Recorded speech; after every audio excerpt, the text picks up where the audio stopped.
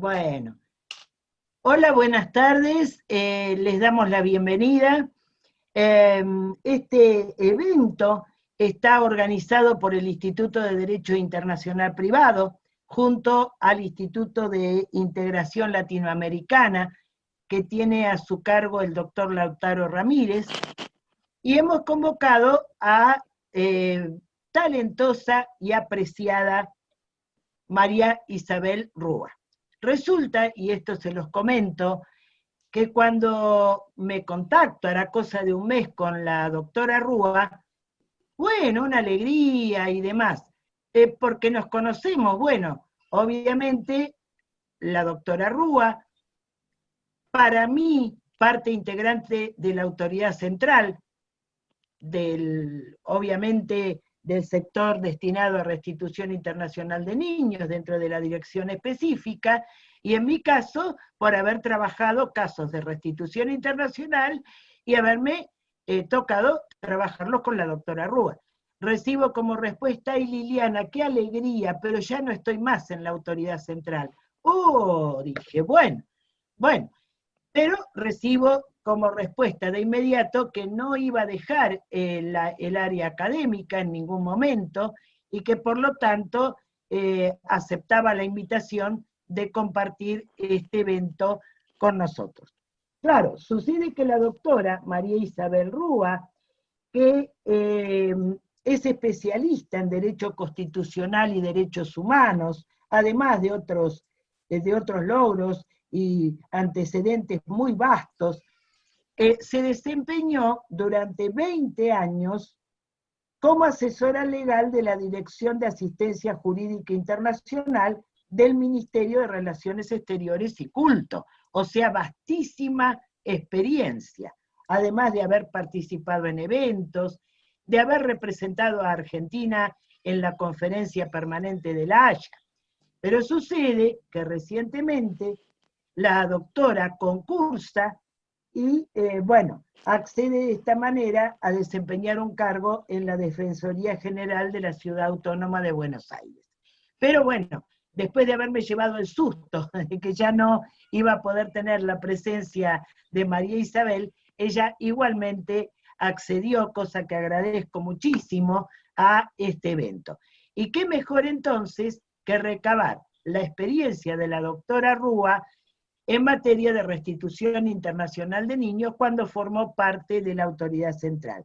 Quiero decirles que en el evento satisfactoriamente observo abogados de la matrícula, tal el caso de la doctora Ana Guiar, observo también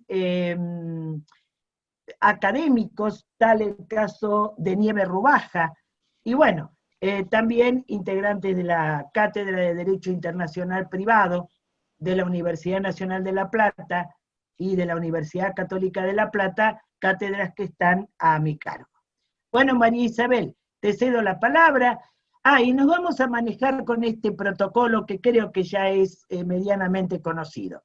Para la mejor calidad del evento, silenciamos los micrófonos, damos la palabra a la doctora Rúa y toda duda, toda inquietud que ustedes tengan, consulta para realizar a la profesora, lo hacen a través del chat y al final de la exposición nos dedicamos a responder esas consultas. Bueno, muchas gracias por la presencia de todos. Adelante, María Isabel. Bueno, gracias Liliana, muchísimas gracias por tus cálidas, tu mensaje o tu presentación tan cálida. Bueno, es un placer estar hoy aquí compartiendo este espacio con ustedes, y bueno, la idea es poder trabajar un poco sobre el proceso judicial tan apasionante. En primer lugar, quiero agradecer, ¿estoy silenciada? No, pensé que estaba silenciada. En primer lugar, bueno, quiero agradecer al Colegio de Abogados de La Plata por haberme invitado, y principalmente a la doctora Liliana Rapalini, que me ha cursado esta invitación para estar hoy aquí con ustedes. Y como recién decía Liliana, es cierto, me he desempeñado en la autoridad central durante los últimos 25 años, mucho tiempo, y desde ese lugar es mi intención poder acercarles a ustedes algunas experiencias y saberes prácticos que precisamente he adquirido por haber sido parte de la Autoridad Central y organismo del que me siento orgullosa, ¿no?, de haber trabajado tantos años allí. Con lo cual, es mi idea en tren de compartir un poco de experiencias y para organizar un poco mi exposición, trabajar desde lo que sería el proceso judicial de restitución, pero enfocándonos en aquellos conceptos que, en mi opinión, resultarían claves para el logro de mejores resultados. Concretamente, para lograr que el retorno de los niños al estado de su residencia habitual se pueda concretar de manera pronta, de manera eficaz, ¿sí? Aquellas cuestiones que no deberíamos dejar de lado, donde tendríamos que poner el foco de atención para evitar, para lograr, digamos, mejores resultados. Y antes de entrar de lleno en esta cuestión relativa con cuáles serían estos conceptos claves para el logro del éxito en un proceso de restitución, me gustaría, a modo de introducción, hacer alguna pequeña referencia a los convenios, fundamentalmente a la finalidad que tienen en particular estos convenios de restitución, y cuál es la importancia práctica que encontramos en los mismos. Cuando hablamos de restitución internacional de niños, todo esto ustedes ya lo sabrán, son dos los convenios de los que podríamos estar hablando. Por un lado tenemos la Convención de La Haya de 1980, sobre los aspectos civiles de la sustracción internacional de niños, y la Convención Interamericana de 1989, también sobre restitución de menores. Ambos convenios tienen una misma finalidad, y esta no es otra que la de garantizar la restitución pronta de un niño menor de 16 años al estado de su residencia habitual, en aquellos casos en que haya habido algún desplazamiento ilícito. Y para eso, lo que establecen estos convenios es un mecanismo de cooperación jurídica internacional, por el cual basta con que un padre acuda a la autoridad central del estado en donde el niño residía habitualmente, para de esa manera solicitar el retorno y poner en funcionamiento todo el aparato diseñado, ¿no?, todo este procedimiento diseñado para el logro de esa ansiada restitución. Basta con esto, sin necesidad de que la persona tenga que contratar los servicios de un abogado extranjero, ni tener que ir siquiera al país en donde el niño se encuentra, el que llamamos el país, el estado de refugio, sino que basta con esto para que todo el procedimiento comience a marchar. La autoridad central que recibe la denuncia, luego girará las actuaciones a la autoridad central del otro estado, el estado en donde se encuentra el niño, y será en definitiva esta la encargada de proveerle al peticionante de aquella asistencia jurídica que precise para lograr que el proceso pueda ser entablado como una demanda judicial ante los tribunales respectivos.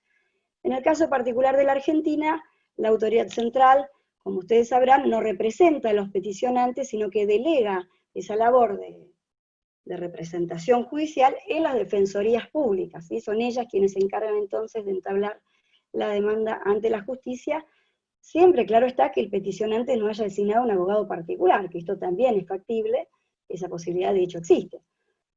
Pero cuando la persona no cuenta con los recursos o no quiere designar un abogado, cuenta con el defensor oficial y será este el encargado de representarlo en juicio. Y esto, si se quiere, yo creo que es la gran ventaja que significan estos convenios, la posibilidad de facilitar el acceso a la justicia en el extranjero. ¿Se imaginan que sin convenios y sin toda la actividad, el despliegue que llevan a cabo las autoridades centrales en estos procesos, la sola posibilidad de iniciar un proceso de estas características en el extranjero, la verdad que resultaría impensable. Y obviamente no es, con el inicio del procedimiento no tenemos el tema resuelto, ¿no? Esto es el primer paso, pero está claro que el poder garantizar el éxito en el retorno y demás, no pasa tan solo por iniciar un procedimiento, obviamente para ello se requieren otras cuestiones. Obviamente se requerirá de una interpretación correcta de las normas, se requerirá de jueces realmente competentes y que realmente asuman el rol de buenos directores del proceso para poder encauzar estas cuestiones, y se requerirá además de esto que yo llamo los conceptos claves. ¿Cuáles son estos conceptos claves que me permiten a mí garantizar el éxito en un retorno? Y este es el tema del que quiero hablar, ¿no? ¿Cuáles serían estas cuestiones que, en mi opinión, son aquellas sobre las cuales tenemos que trabajar o no debemos descuidar si lo que pretendemos justamente es lograr que el retorno se pueda concretar de una manera pronta, de una manera segura, tal como los convenios, y como también el propio interés de los niños así lo exigen, ¿no es cierto? Bien, ¿cuáles serían entonces estas cuestiones? En mi opinión, vamos a primeramente enumerarlas y después vamos a trabajar un poco en cada una de ellas. En mi opinión serían las siguientes. En primer lugar, la celeridad con que deben ser abordadas estas cuestiones. Celeridad que debe estar presente no solamente en la etapa administrativa, ante la autoridad central, sino obviamente también ante la etapa judicial. El proceso de restitución concluye recién, no cuando se dicta una sentencia, sino cuando la ejecución del retorno se concreta, cuando el niño es retornado al lugar de su residencia habitual. Y en cada etapa, desde el momento en que se inicia el proceso hasta la etapa que concluye, y concluye con la ejecución, no debemos descuidar el factor tiempo. Esto es esencial. Segunda cuestión, el respeto por las cuestiones vedadas. Un proceso de restitución no es un procedimiento de custodia, y hay un limitado marco de conocimiento sobre el cual debemos trabajar. Es importante que el juez no deje de lado estos aspectos. El respeto por las cuestiones vedadas es esencial. Tercer punto. El tercer punto sería, a mi modo de ver, el tratar de mantener el contacto entre el peticionante y el niño durante el proceso de restitución. Esto también es fundamental. En cuarto lugar, mencionaría la interpretación restrictiva de las excepciones, restrictiva y urgente de las excepciones también, ¿eh? No descuidar la urgencia ni siquiera cuando se opone una excepción. En quinto lugar, mencionaría el acudir a la autoridad central. Y acá, en esto, hoy voy a tratar de, un poco porque provengo de la autoridad central, pero voy a tratar de ahondar en esto, porque realmente he notado muchas veces que el no acudir a la autoridad central en forma oportuna muchas veces termina traduciéndose en demoras, en dificultades, y hasta veces en la imposibilidad práctica de poder concretar el retorno. Es mucha la ayuda que puede prestar la autoridad central a un juez, al punto que a mí me gusta llamar a la autoridad central como el organismo de colaboración externo con que cuenta todo juez, todo tribunal, ¿no es cierto?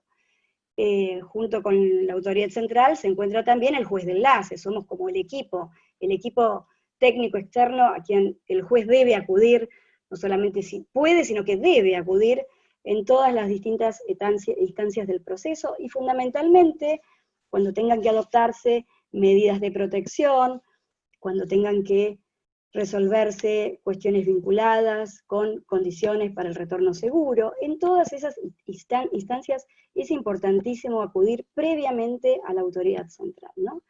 Fíjense que tan importante es el rol que la autoridad central está llamada a cumplir en un proceso, que no por nada la primer guía de buenas prácticas que elaboró la Conferencia de La Haya, allá lejos y hace tiempo, fue la guía de buenas prácticas relativa a las autoridades centrales. Evidentemente, la conferencia entendía que la autoridad central estaba llamada a cumplir un rol esencial en el proceso, y de esa manera quería presentar a este organismo y a las funciones que tenía que cumplir. Y evidentemente, creo que en esto no se equivocó, evidentemente esto es cierto, creo que estamos llamados, yo ya no estoy en la autoridad central, pero la autoridad central está llamada a ocupar un rol clave en el proceso, y es fundamental que el juez lo tenga en cuenta. Lo que suele pasar es que el juez desconoce muchas veces hasta qué punto puede la autoridad central colaborar en el proceso. Y lo desconoce, y en esto no quiero ser crítica hacia los jueces en general, sino que lo desconoce porque claramente es un operador jurídico diferente de aquellos a los cuales el juez está acostumbrado a tratar en un proceso. No en todo proceso judicial vamos a encontrarnos con una autoridad central. Entonces es un organismo muy específico, muy técnico.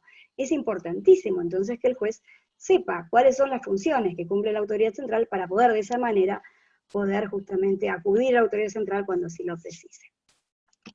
Bien, hecho este primer planteo breve de cuáles serían estas cuestiones esenciales, mi idea es ahora profundizar un poco en el concepto de cada una de estas para ver, digamos, de qué manera el trabajar sobre estas cuestiones favorece el logro de mejores resultados, y también para ver un poco qué es lo que pasa en la práctica, ¿no? De nuestros tribunales, cómo estamos como país, cómo está la Argentina en lo que hace al cumplimiento de estas cuestiones tan esenciales. En primer lugar mencionábamos la celeridad. Bien, si hay una característica que en un procedimiento de restitución no puede faltar, esta no es otra que la celeridad con que deben ser abordadas todas estas cuestiones, ¿sí?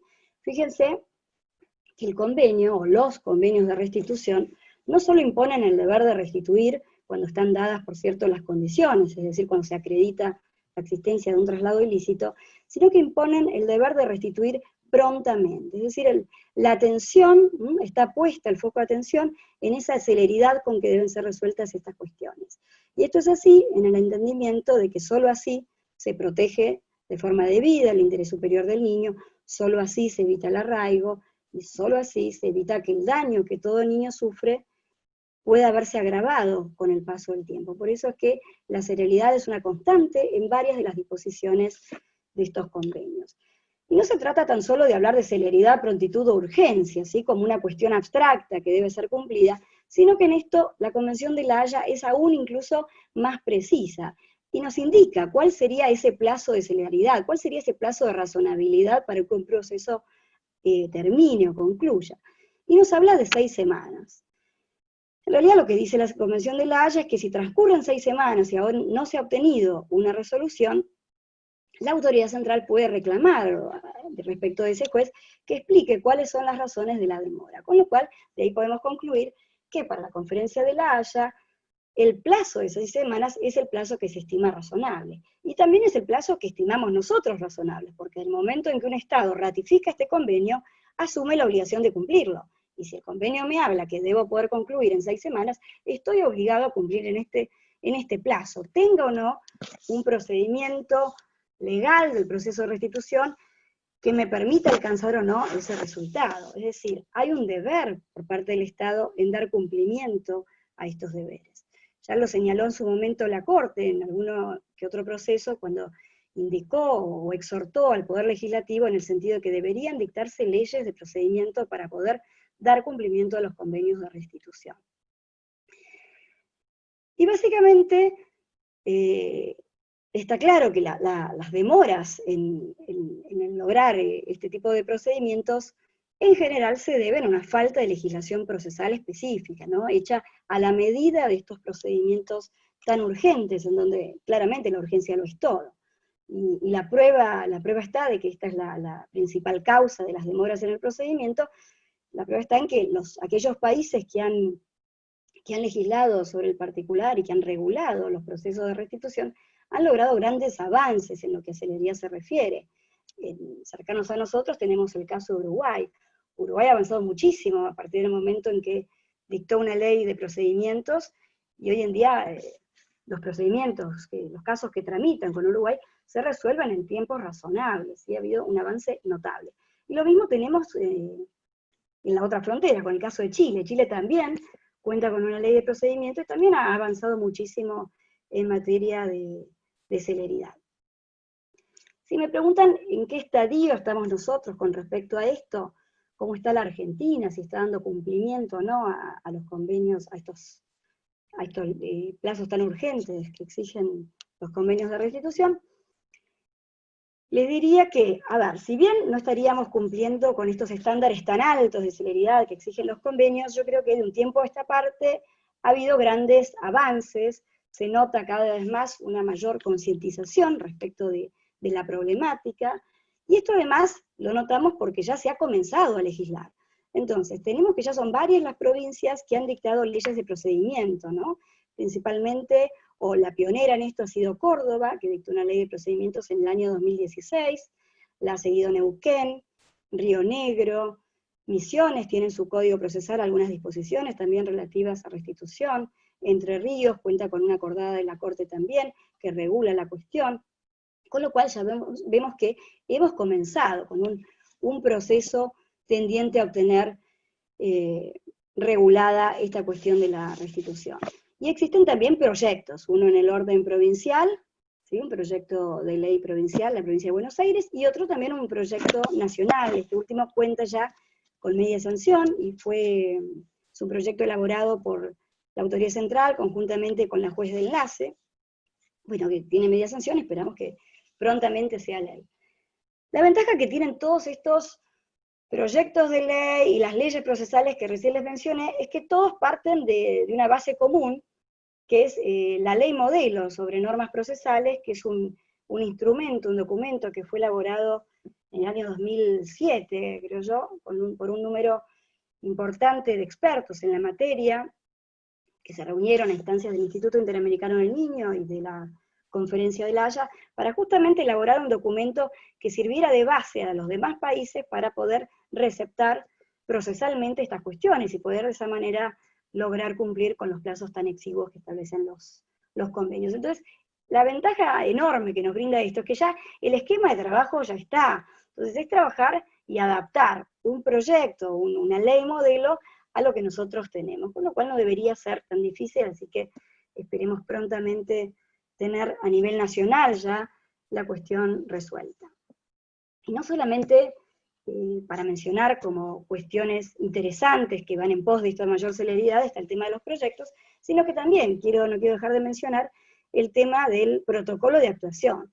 Hoy tenemos un protocolo de actuación para el funcionamiento de los convenios de restitución que ha sido aprobado por la Comisión de Acceso a Justicia de la Corte en el año 2017, y creo yo que es hoy en día la herramienta por excelencia para lograr esa mayor celeridad y poder lograr en tiempo y forma terminar con estos procesos que exigen tamaña urgencia, ¿no? Se trata básicamente de un documento que ha logrado sistematizar un conjunto de buenas prácticas, y en donde también se precisan muchos conceptos que hacen a la correcta interpretación de las excepciones, que hacen al funcionamiento de los distintos operadores, y en donde claramente se describen las funciones que puede llegar a cumplir una autoridad central en particular. Entonces, creo que es fundamental hoy en día que todo juez que resuelva un proceso cuente con este protocolo de actuación. De hecho, todos los casos que desde la autoridad central iniciamos siempre son remitidos con un ejemplar de este documento sugiriendo al juez su utilización. Es decir, hoy no se concibe que un juez no siga las sugerencias que brinda este documento porque es esencial. Estos documentos de soft law, junto con las guías de buenas prácticas, tanto la de la autoridad central, la de ejecución y la recientemente publicada sobre grave riesgo, creo que son fundamentales hoy en día para proveerle al juez de toda aquella información que precisa para poder resolver de manera correcta este tipo de procesos. Bien, vamos ahora a trabajar sobre la segunda de estas cuestiones que mencioné, que creo que fue la de las cuestiones vedadas, ¿no? La importancia de respetar las cuestiones vedadas. Como ustedes saben, un proceso de restitución no es un procedimiento de custodia, y tiene un muy limitado marco de conocimiento. El proceso de restitución es aquel en el cual el juez tiene que tratar de verificar si existe o no, o si existió o no un traslado ilícito, si existieron o no algunas de las excepciones que podrían haberse opuesto, y en base a eso resolver, y nada más. Es decir, no corresponde al juez entrar en el análisis de la problemática de fondo que hace justamente el tema de la custodia, ¿no? No pasa por aquí la cuestión. A mí me gusta ver la imagen de que el juez tiene que resolver el proceso, si bien es un procedimiento autónomo, tanto como si fuera casi un incidente dentro de la problemática de fondo, donde la problemática de fondo, el tema de la custodia, queda en un paréntesis para ser tratado a posteriori una vez que se resuelva el procedimiento de restitución. Y será en principio el juez de la residencia habitual, que es el juez competente en virtud del convenio, quien resuelva qué será lo mejor para ese niño y en qué país debe residir. Entonces, es importante que el juez tenga esto en claro para proveer de manera correcta la prueba, y así evitar que un proceso se ordinarice en base a planteos que resulten tal vez improcedentes. Y esto muchas veces es común, es una práctica común, tal vez de algunos abogados de la parte sustractora, que buscan de alguna manera introducir otros aspectos, otras argumentaciones, con el objeto tal vez de dilatar un fallo que ya se sabe adverso, o apelando un poco al arraigo del niño en el estado de refugio, y que esto termine tal vez de alguna manera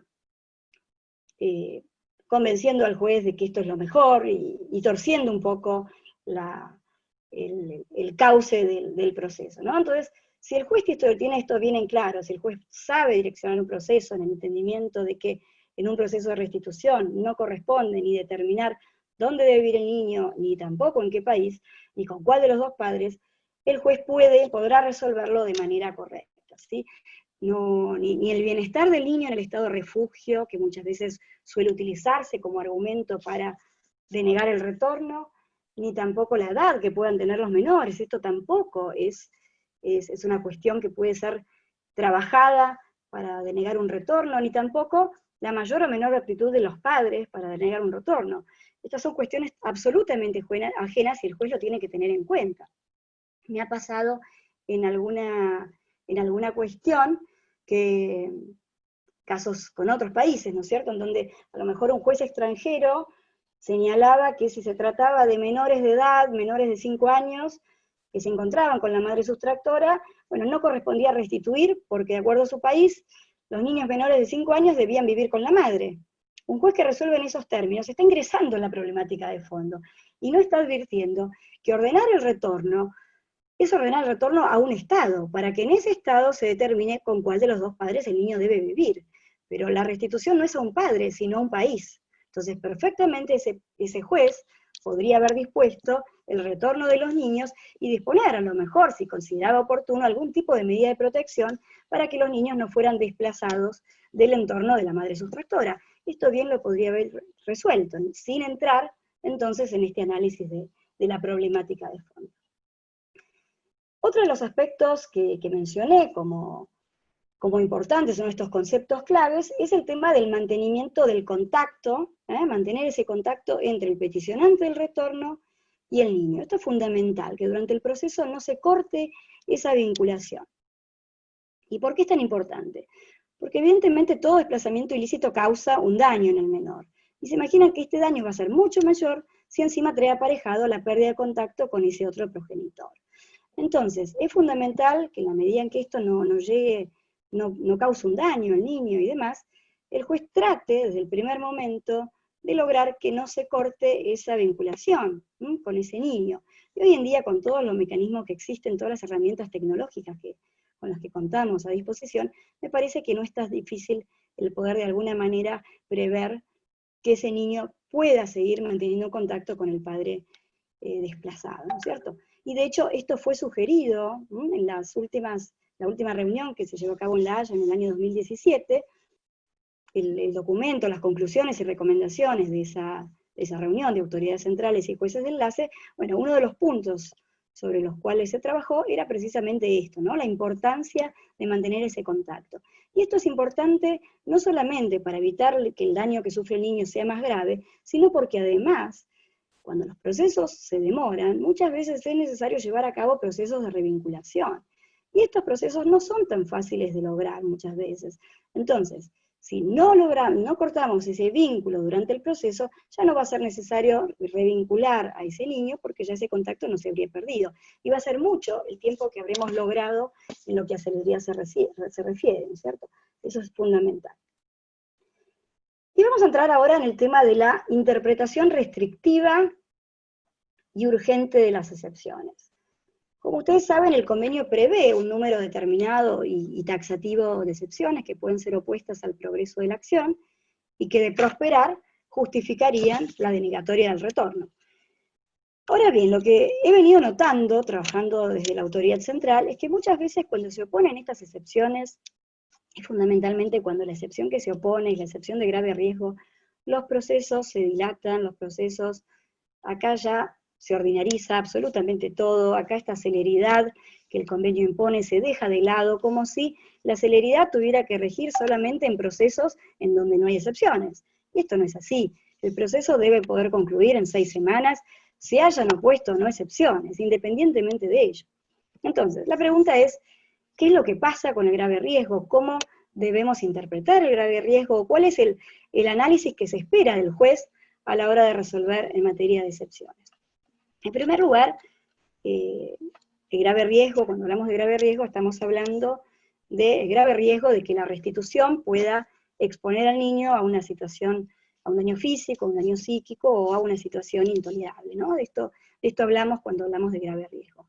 Ahora, ¿qué es en la práctica grave riesgo? La verdad que si uno analiza distintos fallos de distintos países, de todo el mundo, se va a encontrar con criterios de interpretación absolutamente dispares. Y esto justamente es un tema que preocupó y mucho a la Conferencia de La Haya, al punto que durante los últimos yo no sé si fueron 3, 4 o 5 años, se estuvo trabajando muy intensamente en la elaboración de un documento, de una guía de buenas prácticas para trabajar justamente el grave riesgo, para dar ejemplos y para precisar cuál es el análisis que se espera por parte del juez en estos casos en particular. Este documento acaba de ser recientemente publicado y es un documento sumamente importante a la hora de evaluar entonces qué entendemos por grave riesgo. Desde el punto de vista de nuestro país, yo creo que nuestro país lo interpreta correctamente, ¿no? Se entiende que no cualquier cuestión podría configurar esta excepción, no basta con invocar el mero desarraigo como el daño que va a sufrir el niño por un nuevo desarraigo, ¿no? Y que esto pueda funcionar como excepción, ni tampoco invocar el bienestar del niño en el estado de refugio. O sea, si el niño está bien en el estado de refugio, bueno, bienvenido sea, pero no por eso vamos a denegar el retorno. Si hay un traslado ilícito, tendrá que ser restituido, para que el juez después de la residencia habitual determine qué es lo que corresponde, ¿no? Con cuál de los padres deberá, en definitiva, vivir. Por ahí no pasa la cuestión. En realidad, pasa más bien la cuestión por hechos de violencia para con el niño, procedentes del entorno del padre peticionante del retorno, ¿no? Hablamos de violencia física, malos tratos, abuso sexual. Estos son los casos en donde uno podría ver que la seguridad del niño puede estar en peligro, ¿no? Temer por la seguridad, la salud del niño, y estos podrían ser los casos que en principio darían lugar a plantear o hacer lugar al grave riesgo. Ahora bien, lo que la doctrina mayoritaria sostiene, en línea con la Conferencia de la Haya, en línea con esta nueva guía que les acabo de mencionar, es que, en principio, cuando el juez advierte esta situación de grave riesgo, lo que debe hacer es ver si esta situación en particular de gravedad es susceptible de ser neutralizada con medidas de protección. Con lo cual, no es que esta sola situación me habilita a mí como juez para denegar el retorno, sino que, advertida que sea esta situación, debo procurar ver de qué manera esta situación de riesgo es susceptible de ser neutralizada con medidas de protección. Y cuando hablo de medidas de protección, estoy hablando de medidas provisorias que van a ser adoptadas por un determinado juez, por el juez de refugio, pero claro está, con el objeto de ser proyectadas y ser aplicadas también ante el juez de la residencia habitual del niño. Es decir, estoy pensando en el escenario posterior al retorno, estoy pensando en cómo ese niño va a ser protegido en ese otro estado, durante el trayecto y en ese otro estado. Razón por la cual, como juez, no puedo decidir el retorno pensando en que después voy a adoptar medidas de protección, sino que tengo que procurar esta información previamente para saber si encuentro medidas de protección, para saber si realmente el retorno seguro va a poder ser garantizado. Entonces, acá es donde entra a jugar la autoridad central. Acá entraríamos ya en el último de los aspectos esenciales que yo les mencioné. Tengo que acudir a la autoridad central. ¿Por qué? Porque es quien tiene la línea más directa con ese otro estado y quien me puede proveer de toda aquella información que estoy precisando para saber si realmente voy a poder o no retornar a ese niño, si me voy a quedar tranquila con que la situación de riesgo va a ser controlada en ese otro estado.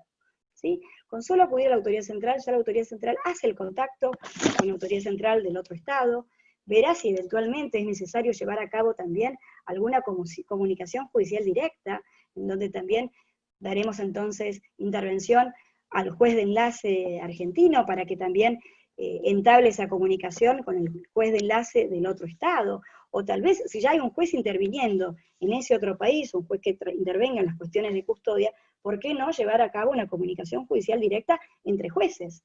Todo esto es factible de llevar a cabo, pero en la medida en que se le dé a la autoridad central esa intervención. Muchas veces pasa que los jueces caen en esta creencia generalizada de pensar que toda situación de riesgo es susceptible de ser neutralizada. Entonces, en pos de interpretar de manera, aplicar esta regla general que prevé el convenio, ordenan el retorno y después piensan y después consultan sobre cómo podrá ser neutralizado el riesgo. Y esto es un error. ¿Cómo voy a consultar después? Y si después no se puede neutralizar, me voy a encontrar con una sentencia que no voy a poder ejecutar porque en principio no está garantizado, sin embargo yo ya ordené el retorno. Me voy a encontrar con esta disyuntiva difícil de resolver. Entonces, por eso, como digo yo siempre, consultar previo a adoptar las medidas, previo a resolver, previo a adoptar medidas de protección, tengo que acudir a la autoridad central. Y acá hay dos cuestiones centrales. No solamente tengo que acudir previamente a la autoridad central para que procure toda esta información, sino que también voy a tener que replicar después esas medidas de protección previo a disponer el retorno. Entonces sería consultar antes de resolver y replicar antes de ejecutar. Es decir, tengo que replicar estas medidas en el otro estado. ¿Qué quiere decir replicar? Replicar quiere decir que de alguna manera tengo que solicitarle al juez del otro estado que adopte la misma decisión, que tome lo que se llama una orden espejo, que espeje, dicte una resolución que contemple lo mismo que yo contemplé. ¿Y cuáles podrían ser estas medidas de protección? Bueno, una prohibición de acercamiento entre cónyuges, una prohibición de acercamiento entre el niño y el padre peticionando el retorno, si es que hay alguna situación de peligro, un régimen de supervisado de comunicación, ¿sí? Otra medida de protección podría ser solicitarle al juez que lleve a cabo una audiencia inmediata, ni bien el niño sea retornado, una audiencia para resolver la cuestión de la custodia. Sí, varias de estas podrían ser las medidas de protección, pero insisto, previamente tengo que hacer la consulta con la autoridad central para poder de esa manera saber si son factibles. ¿Y en dónde más puedo acudir a la autoridad central? ¿O frente a qué otras situaciones? ¿Qué otra información me puede ser de utilidad o puedo llegar a requerirla a la autoridad central? En primer lugar, información sobre los organismos de asistencia jurídica o social a los que es posible acudir en ese otro estado. Entonces, puedo brindarle al padre sustractor toda esta información para que sepa él a dónde acudir si es que el día de mañana tiene que retornar y quiere reclamar un régimen de visitas o quiere, obviamente, discutir la cuestión de la custodia. Entonces, es importante que, como autoridad central, le brindemos al juez de toda esta información que a la larga será de suma utilidad. Otra información también que puede brindar la autoridad central es qué pasa con las causas penales, porque muchas veces el padre que pide el retorno inicia una acción penal, y a veces con esto la complica, porque a veces las acciones penales no pueden ser desistidas, y a lo mejor el juez considera que si hay una acción penal que le impide al padre o a la madre sustractora retornar, esto importaría colocar al niño en una situación de peligro, o en una situación intolerable por el corte abrupto de contacto con ese progenitor. Entonces son varias cuestiones que muchas veces el hecho de que exista una causa penal puede complicar, porque no siempre pueden ser desistidas. Pero bueno, si la causa penal está en marcha, es importante que por vía de las autoridades centrales el juez pueda saber si es posible desistirlas, si es posible dejarlas sin efecto, si el padre sustractor opta por retornar voluntariamente, por ejemplo. Toda esta información es importante, así como también información referida a otras cuestiones, ¿no es cierto? A cuestiones que puedan hacer a la gravedad del riesgo invocado, ¿no? Denuncias que hayan tenido lugar en ese otro estado, en fin. Todo esto por vía de la autoridad central es posible obtener y de manera muy pronta, de manera rápida, sin generar demoras en los procedimientos. Entonces, básicamente, uno, cerrando un poco la idea de cómo deben ser interpretada esta excepción de grave riesgo, básicamente uno puede decir que hay grave riesgo cuando la situación particular de gravedad no es susceptible de ser neutralizada con medidas de protección. Y esto bien puede ocurrir, si uno chequea la base de datos de INCADAP, de jurisprudencia de la Conferencia de La Haya, se va a encontrar con que en muchos casos se consideró que no estaban dadas las condiciones para proceder al retorno de manera segura, y se denegó el retorno.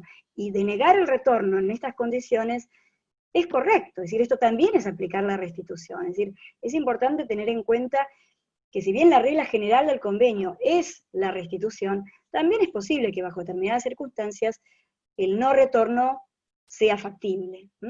Entonces, entre nosotros fueron muy pocos los casos en donde se denegó el retorno, creo que tres desde que se está aplicando la convención, yo tengo contabilizados 3 en donde se denegó el retorno, y en uno de estos se trataba de una niña que tenía que retornar a Bélgica, después de 3 años que había durado el proceso, y en donde la Cámara Civil se encontró con que la madre no podía retornar, la niña, porque no, había una denuncia penal hecha contra la madre, un pedido de captura, entonces la madre no iba a poder regresar, la niña se negaba terminantemente a regresar, en el sentido de que decía que se iba a escapar, que ella no iba a ser retornada, no había forma de que quisiera aceptar esto como una opción válida, y además de esto se encontraba el juez con que, o la Cámara, con que en realidad si la niña retornaba existía una gran probabilidad de que fuese institucionalizada.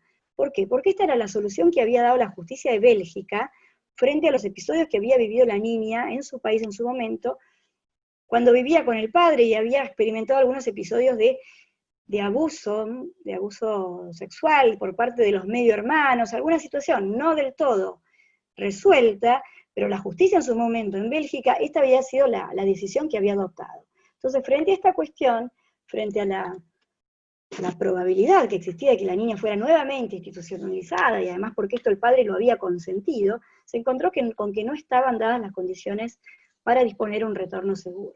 Entonces, en este caso, si bien no se acudió a la autoridad central en el sentido de requerir previamente cómo se podría resolver y demás, existió sí un análisis respecto de qué podría suceder, porque este es el análisis que se espera del juez, es decir, no solamente concentrarme en lo que pasó, en cuál fue la situación de riesgo que vivió ese niño allá en ese tiempo, en su momento, sino también ver cuál sería la situación que va a vivir el niño hoy si yo adopto medidas de protección que puedan evitar que esto suceda. Este es el análisis entonces que se espera del juez. Y siguiendo entonces un poco con el tema de qué otra manera puede colaborar la autoridad central con el juez, creo que amén de la etapa de prueba, amén de la etapa, bueno, de grave riesgo, que hace un poco también al análisis de la prueba, creo que también donde es fundamental acudir a la autoridad central es, bueno, ya en la etapa final del proceso, ¿no? No cuando se haya dictado sentencia, sino ya cuando el caso esté pronto a ser resuelto. Creo que acá hay dos cuestiones importantes a tener en cuenta. Por un lado, la importancia de propiciar los acuerdos de las partes, ¿no? Y esto también es fundamental. Es importante que el juez, antes de dictar sentencia, escuche a las partes, vea si existe alguna instancia de diálogo que pueda dar lugar a algún tipo de arreglo práctico que favorezca de alguna manera un retorno voluntario.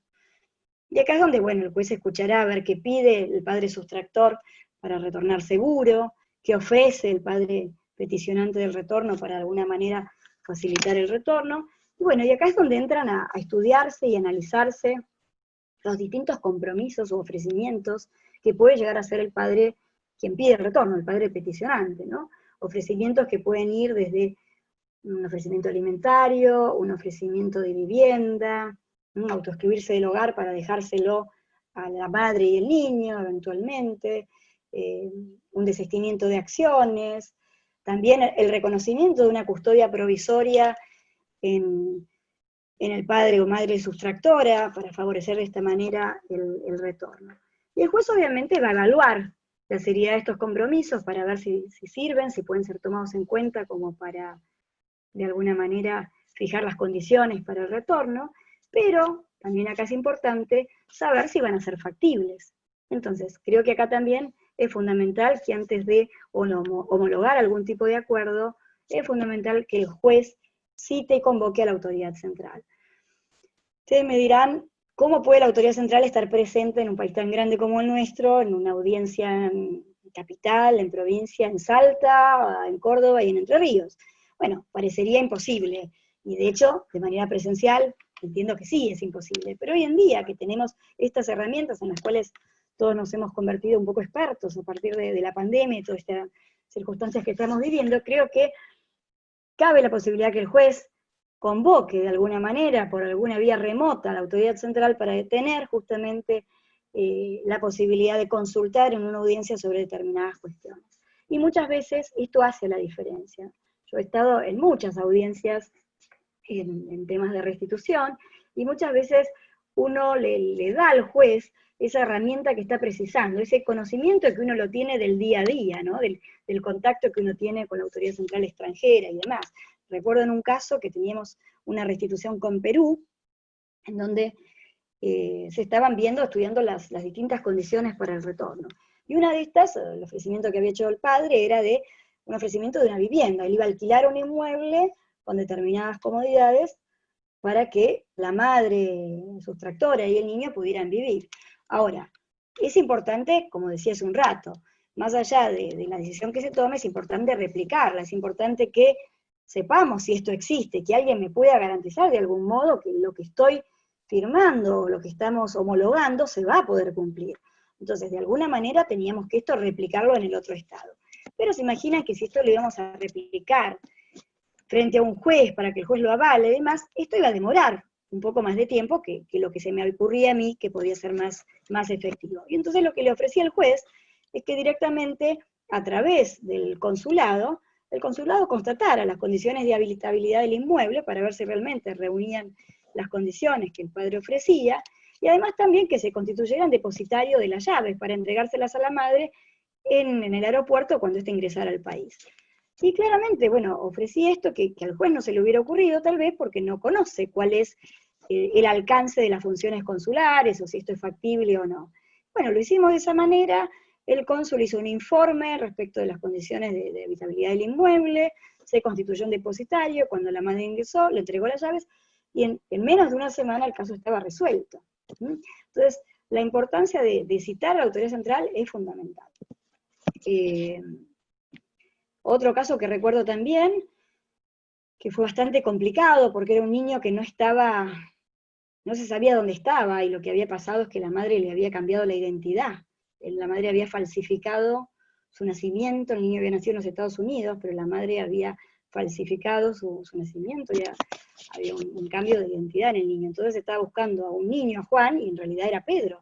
Entonces, se tardó muchísimo en lograr ubicar a ese niño. Finalmente, con la ayuda de Interpol es nuestro gran colaborador en todo lo que hace a las búsquedas, ¿no? Cuando los casos se inician, y antes de judicializarlos, nosotros requerimos el auxilio de Interpol para que trabaje un poco en la búsqueda y la localización de los padres sustractores. Entonces, una vez cuando se lo localizó, me llama la juez, y me dice la juez, ¿qué hago? Porque si convoco a la madre y la madre viene, ¿cómo hago? Se va a volver a escapar, no sé cómo vamos a poder resolver esto.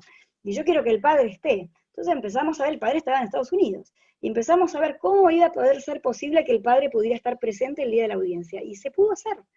Y entonces, el día en que la policía, porque fueron a buscarla, trataron de interceptarla cuando la madre estaba llevando al niño al colegio, ¿no? Cuando la interceptan y demás, y la llevan al juzgado, que esto es lo que estaba ordenado, ese mismo día ya estábamos todos en el juzgado esperando con el padre que había venido a Estados Unidos para poder resolver esa cuestión, ¿no es cierto? Entonces, bueno, el caso después continuó y demás, no les voy a contar todo el caso, pero realmente cómo pudimos combinar distintos aspectos para poder concretar y que esto se pudiera realizar.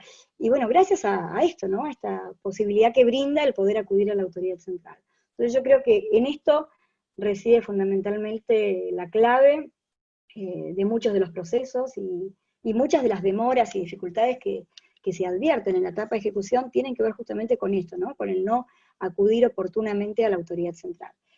Y después quedaría por ver entonces, yo siempre les hablo de replicar, les digo, bueno, hay que replicar esa medida. Bueno, ¿cómo se replica una medida?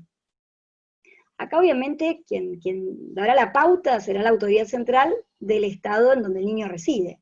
Nosotros particularmente, en el caso nuestro, la Argentina, hemos contribuido a replicar decisiones de Canadá, decisiones de Uruguay, decisiones de Estados Unidos, en general que tenían que ver con cuestiones alimentarias, cuestiones de ofrecimientos de alimentos, decididos en Canadá, fueron replicados ante un juez de Tierra del Fuego, así que de un extremo al otro del continente.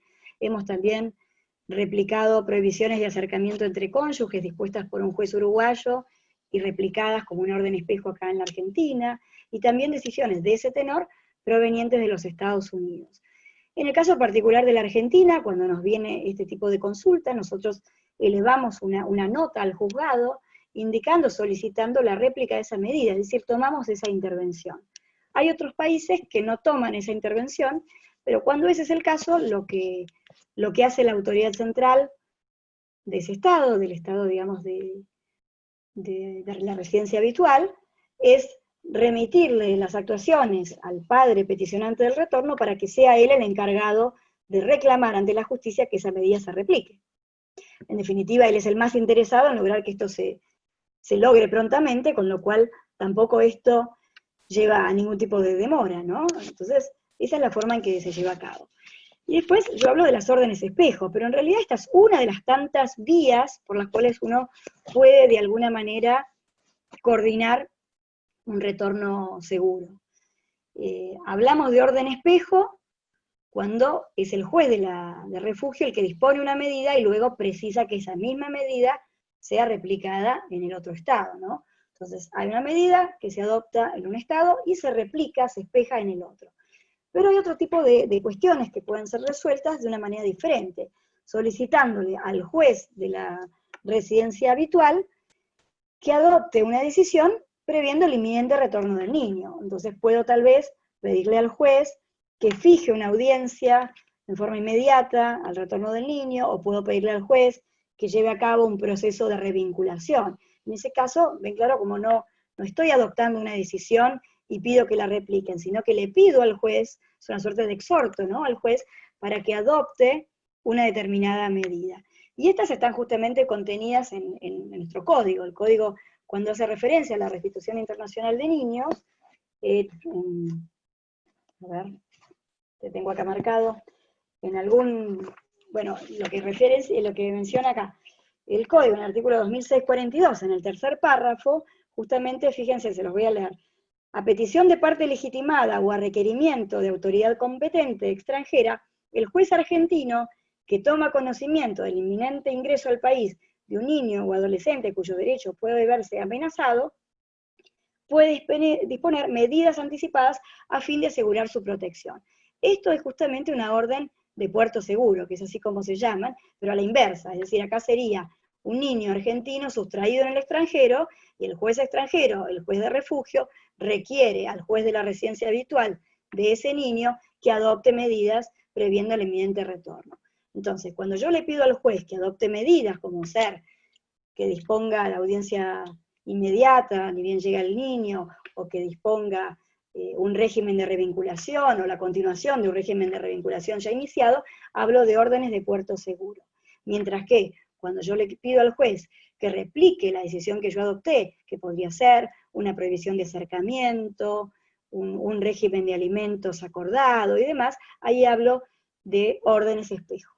Y también existe, obviamente, la posibilidad, y hoy en día que estamos cada vez más expertos en estas nuevas herramientas tecnológicas, también cabe la posibilidad de que a través de un contacto entre ambos jueces, de manera simultánea, los dos jueces adopten medidas. Y esto también se ha podido lograr, ¿no es cierto? Entonces, básicamente esto era lo que quería comentarles, como en resumida síntesis, cuáles son los conceptos que hoy en día nos permiten, nos posibilitan el logro de mejores resultados. Y también quería, bueno, lograr de alguna manera presentar o dejar bien plasmada cuál es el rol tan importante que cumple la autoridad central, porque uno muchas veces puede leer que, bueno, que la autoridad central es un organismo de colaboración, que es el organismo que está destinado a velar por la correcta aplicación del convenio, y realmente esto es cierto, pero realmente no llegan a transmitir todo lo que implica, ¿no?, la tarea que cumple la autoridad central, todo lo que esa colaboración implica en la práctica. Así que bueno, espero haber alcanzado mi objetivo, que era poder transmitirles a ustedes realmente a través de ejemplos cómo actúa la autoridad central y por qué insistir en esto de la importancia de acudir prontamente. Bueno, yo no estoy más en la autoridad central, como recién comentaba Liliana, pero sepan que cuentan en la autoridad central con un equipo de expertos que va a estar a disposición de ustedes para asistirlos siempre que precisen de su ayuda. Bueno, nada más, gracias por escucharme, y bueno, quedo a disposición de las preguntas que me quieran formular. Ante todo, María Isabel, creo que has dado una visión de la dinámica de un proceso de restitución muy amena, muy clara y completa, realmente completa. De todas maneras, bueno, sí, seguro que vos tendrías mucho más para decirnos, pero por lo menos esto ha sido muy completo. Me gustaría saber si tienen ustedes consultas para formular a la doctora. Acá pareciera que está entrando una. Ahí hay alguna, sí. Sí, bueno, hay una consulta de la profesora Nieve Rubaja, que además de agradecer la exposición, y que consulta sobre cuáles son las mayores dificultades a las que se enfrenta la autoridad central para cumplir con los convenios. O sea, un poco verlo también del lado de dificultades de la autoridad central, ¿no? Sí, sí. Bueno, yo creo que las principales dificultades con las que nos enfrentamos tienen que ver con esto donde yo hacía más hincapié, ¿no? El tema, en la etapa de ejecución es donde uno ve que muchas veces los jueces disponen medidas, bueno, ejemplo, me ha pasado de ver sentencias en donde nos notifican que pidamos, que exijamos a la autoridad central extranjera o al Estado extranjero directamente que afronte el costo de los pasajes, que brinde un subsidio en concepto de manutención a favor de la madre sustractora y que además brinde una asistencia jurídica gratuita. Claramente ninguna de estas medidas se puede concretar. Y el juez obviamente dispuso esas medidas porque no consultó previamente con la autoridad central, y son estas sentencias de cumplimiento imposible, al menos imposible en esas condiciones. Entonces, uno tiene que explicarle al juez que esto no es factible, y por otro lado consultar con la autoridad central para ver de qué manera poder revisar esa resolución, ¿no es cierto? A mí me pasó en un caso donde esas eran las medidas que el juez había adoptado, y además de esas medidas había dispuesto también el reconocimiento de la custodia en la madre sustractora.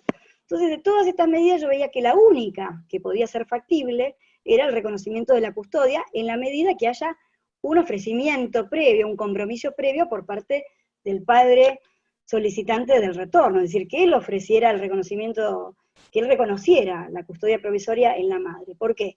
Porque el juez no tiene competencia en materia de custodia. Entonces, si como juez entro a resolver que la custodia la va a tener este o aquel, ya me estoy metiendo en la problemática de la custodia y no tengo la competencia.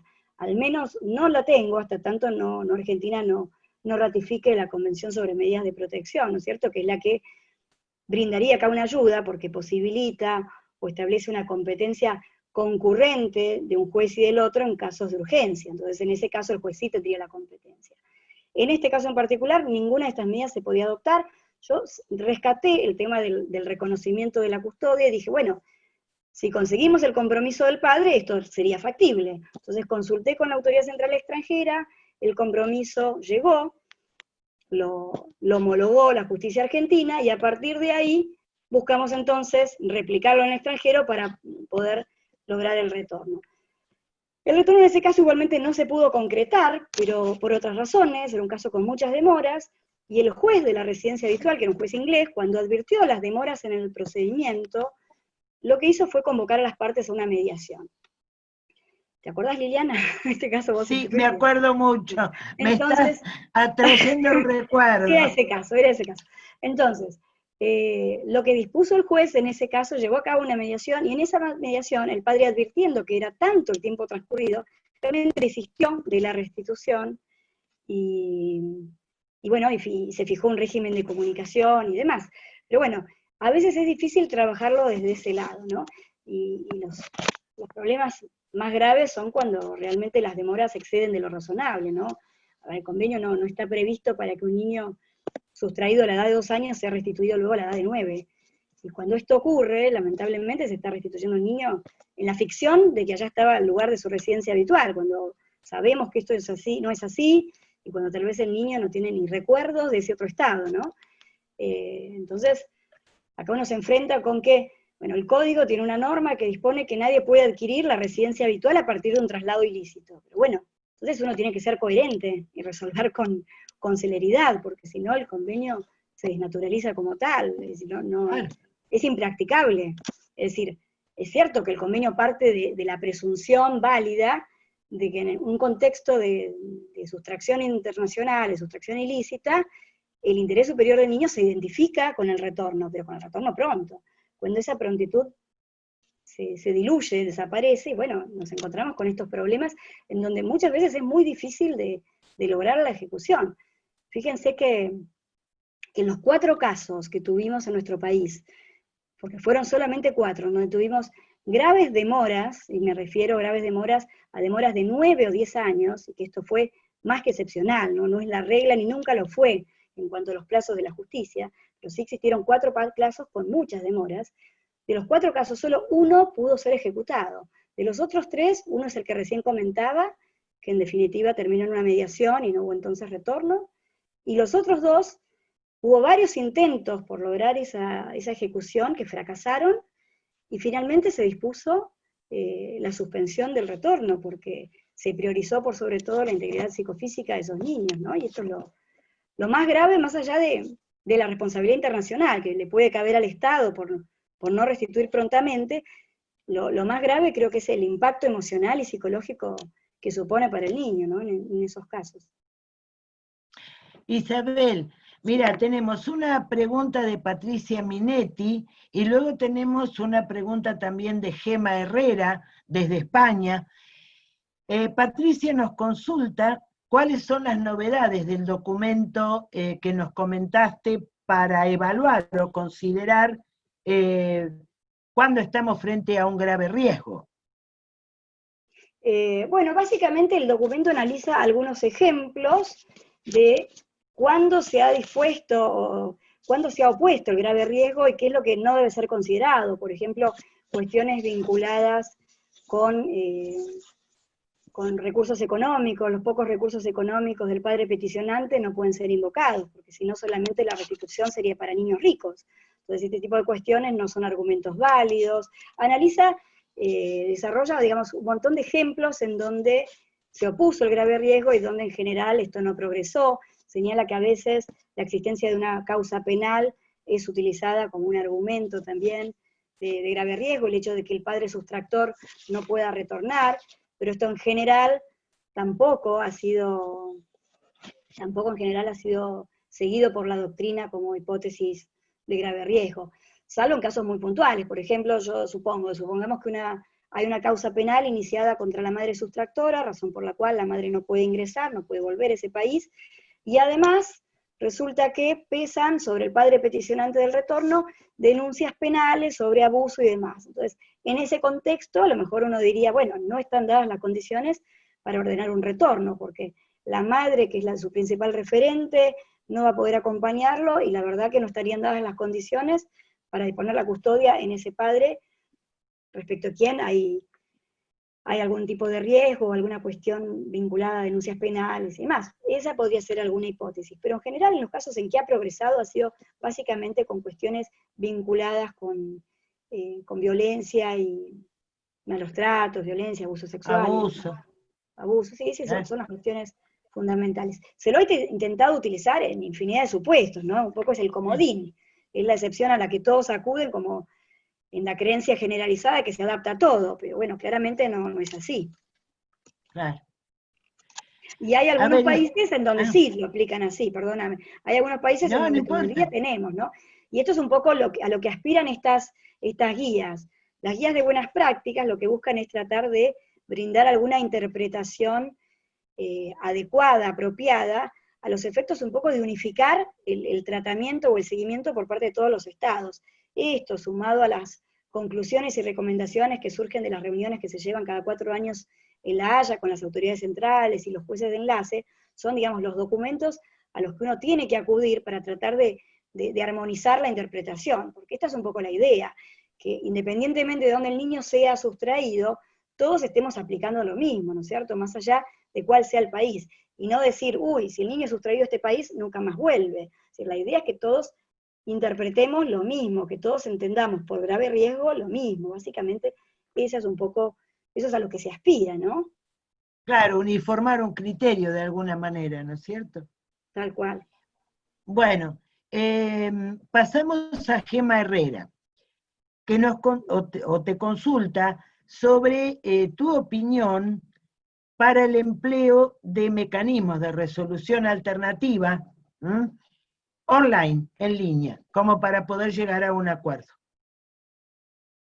Bueno, sí, yo creo que hoy en día, es decir, es cuestión de pensar y ver de qué manera podemos favorecer de mejor manera un acuerdo. Esto que yo recién mencionaba, bueno, hoy la autoridad central solamente ha estado en audiencias que se llevan a cabo en Capital y Provincia de Buenos Aires, y no más. Pero bueno, esto que yo hace un rato mencionaba, ¿por qué no de una manera virtual? Creo que a medida que avanzamos, y bueno, a raíz de esta pandemia hoy nos estamos acostumbrando cada vez más a este tipo de herramientas tecnológicas, hemos tenido audiencias de manera remota y demás, no digo en casos de restitución, pero sí, hoy en día la justicia está comenzando a intervenir de esta manera. Creo que es cuestión de apelar a la imaginación y ver de qué manera podemos contribuir a lograr resultados más prontos, ¿no? Y si alguno de estos mecanismos, en la medida que se respete la defensa en juicio, que estén ambas partes presentes y demás, bueno, perfectamente se podrá llevar a cabo audiencias de este tenor, o convocar a la autoridad central y demás. Bien, aquí el doctor Petrasini consulta si está vigente un fondo acá en Argentina, en el país, que garantice o que propenda a solventar los gastos que puede originar el viaje de un progenitor con el niño que es requerido para su retorno, ¿no es cierto? Sí, correcto. Sí, existe, hay una norma, que es la autoridad de un decreto, que establece justamente un fondo para brindar a favor del padre peticionante del retorno, en los casos en donde se demande a ver, en realidad este fondo muchas veces actúa en los casos que se inician en nuestro país, ¿no es cierto?, donde los casos, digamos, que no tramitan en nuestro país, sino que tramitan en el extranjero, ¿no? Y es donde el padre argentino tiene que acudir a ese estado para brindar, para poder traer a los niños de retorno y demás, o lo que fuera, o asistir a alguna audiencia, sí. Existe un fondo, y no recuerdo el número de decreto, vi que Granillo me lo va a decir, o no, no me acuerdo el número de decreto. Hay un decreto en donde la autoridad de aplicación es la CENAF, y bueno, nosotros hacemos la gestión, hacemos el informe sobre el caso para presentar justamente en aquellos casos en donde se requiere de este fondo, para que la CENAF lo resuelva de la mejor manera. Y además hay distintos programas, entonces nosotros en eso no nos metemos, sino que justamente derivamos el caso a la competencia propia del organismo para que ellos vean de qué manera pueden colaborar con la ayuda que precisa ese padre, ya sea para ir a buscar a los niños, para asistir a una audiencia, o lo que fuere que se necesite, pero sí. Aquí la doctora Granillo Campo, Victoria, nos está ilustrando, aportando el decreto 891 del año 95. Perfecto, ahí está, el 88, claro. 91 y 95. Exacto, lo que pasa es que siempre esos fondos, si mal no recuerdo, están destinados para el padre desasido, en verdad, no claro, para el que sustrajo, ¿no? Obviamente, o sea, tiene también su, diríamos, su recorte. Creo claro, que no, claro. Exacto, creo que no tenés más que ponderaciones, ¿eh? Ah, bueno, qué suerte. María Isabel, sí, y agradecimiento, pero yo tengo una consulta. Ah, bueno, decime. Mira, comparto totalmente el tema de propender a la celeridad y a una resolución expeditiva de la cuestión, ¿no es cierto? Muy bien. Sí.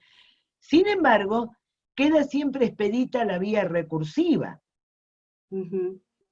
Sí. Claro, y es ahí donde también se dilata inmensamente, porque por ahí la Cámara, la Corte misma, ya, porque Cámara, Corte de Provincia, Corte de Nación, entonces se va extendiendo prácticamente de una forma imposible de detener, ¿me explico? Sí. Bueno, sí, yo creo que, supone también todo esto un compromiso por parte de los operadores, claro. Y no solamente el juez de primera instancia, sino la Cámara que luego resuelva, y la Corte misma, ¿no? Creo que son casos en donde la urgencia es extrema, y bueno, a medida que haya una ley y demás, y si la Corte misma es quien reclama o exhorta que haya leyes para que esto se pueda cumplir, bueno, la Corte también tendrá que tomar cartas en el asunto y resolver claro. Los casos con mayor celeridad.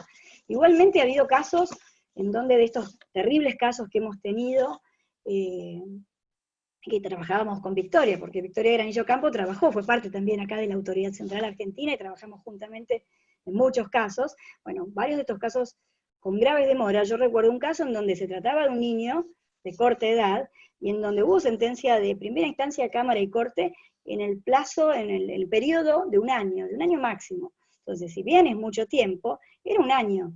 ¿Qué pasó después? Pasó que no se pudo ejecutar. ¿Por qué? Porque la juez consideraba que no estaban dadas las condiciones para el retorno seguro. Y no estaban dadas las condiciones porque en la visión de la juez se pretendía alcanzar un montón de aspectos que eran impracticables, eran imposibles. Entonces esas son las sentencias de cumplimiento imposible. Entonces, claro, el tiempo pasó y llegamos a 9 años. Después la Corte intervino nuevamente, la Corte en una nueva intervención y con un nuevo patrocinio dicta una nueva resolución en donde dice, bueno, hay que revincular a este niño, porque ya en esta instancia no se puede practicar el retorno. Revinculémoslo 3 meses y después el retorno. Y ahí yo creo que, bueno, son casos excepcionales en donde uno tiene que tomar una decisión por ahí diferente. A lo mejor uno tendría que ver si después de ese proceso de revinculación era procedente o no la restitución. Había pasado tanto tiempo. De un bebé teníamos un niño de 10 años, que realmente, bueno, no sé si una decisión así podía causar estado, realmente habría que volverla a revisar.